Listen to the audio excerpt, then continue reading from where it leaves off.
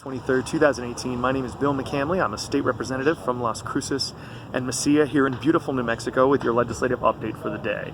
Yesterday I was up in Taos for a committee meeting where we heard the projections for how much money New Mexico is going to have next year to spend on our budget.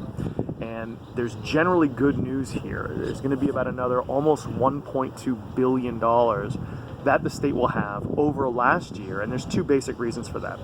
The first is that oil prices are way up over they've been for the last few years, and as New Mexico produces a lot of oil, I think we're the third highest oil producer in the country behind Texas and North Dakota.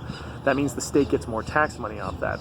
The other is that the economy nationwide has been better, and though we in New Mexico have lagged behind everybody else, it's still been good here. And so as people, the employment rate goes up a little bit, people make a little bit more money, they pay more taxes, and that means the state has more money to spend.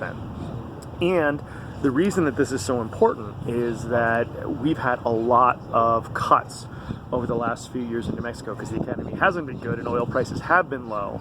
And that's meant we've had to cut education, we've had to cut social workers, all sorts of other things. And hopefully this year, a lot of those problems can be addressed. Hopefully we can give teachers pay raises. That's going to be on the table. Hopefully we can fill a lot of state positions and departments where they've had a lot of cuts over the years, which will allow services like food stamps and Medicaid to be done better. And that's the sort of thing that we're going to be working on. Now, all that being said, and the headlines today in all the newspapers were, oh my God, there's all this new money, and it is good. But here are some caveats to that.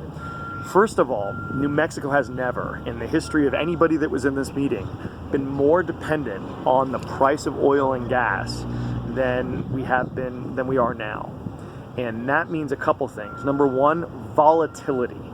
So as that price goes up and down and up and down, it's out of our control on how good that is. And right now that's pretty good, so we've got more money coming in. But if it goes down again, then we're in real trouble. The second is that because of that volatility, there's a lot of people, mostly conservative Democrats and Republicans, but frankly, I'm neither one of those, and I generally agree with this, they think we should have high level of reserves in the state. So rather than spending all that money right away on these needs that we have, people are going to want to put that money away for a rainy day. So if those prices go back down, then the state's not hit like we were 2 years ago where we had to make all these terrible decisions and cuts. The other problem is a lot of these revenue forecasts that we had have not built in the possibility of recession. And this has been the longest period of economic growth from 2009 on that we've ever had in the United States.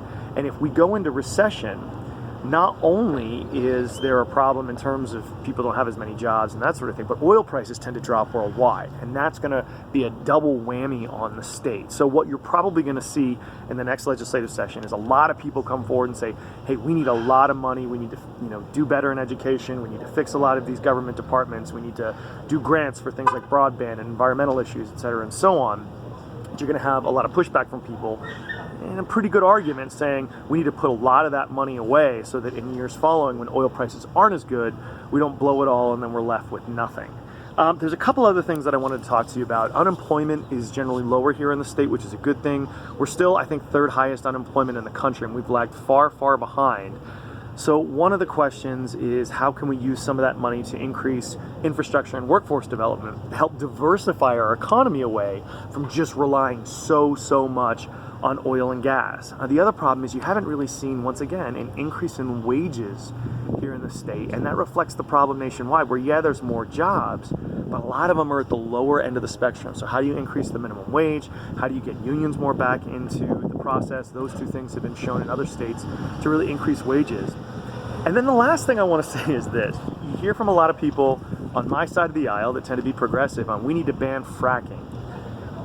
And there's some environmental reasons to ask for that. The problem is, because we are now so reliant on oil and gas here in New Mexico, if you ban fracking and stop a lot of these oil and gas wells, you're cutting off a lot of the revenue that comes into the state, and that means schools don't get money, social workers don't get money, state cops don't get money, etc., and so on. And so if you're going to start arguing for that, you've got to do a really, really good job finding other ways for the state to bring in revenue so that schools and teachers can get funded and all that other things. And that's a really important conversation for people on my side of the aisle to have as they move forward with these discussions. Thanks again for watching this, y'all. I really, really appreciate it and hope everyone has a wonderful Friday tomorrow and great weekend. Bye.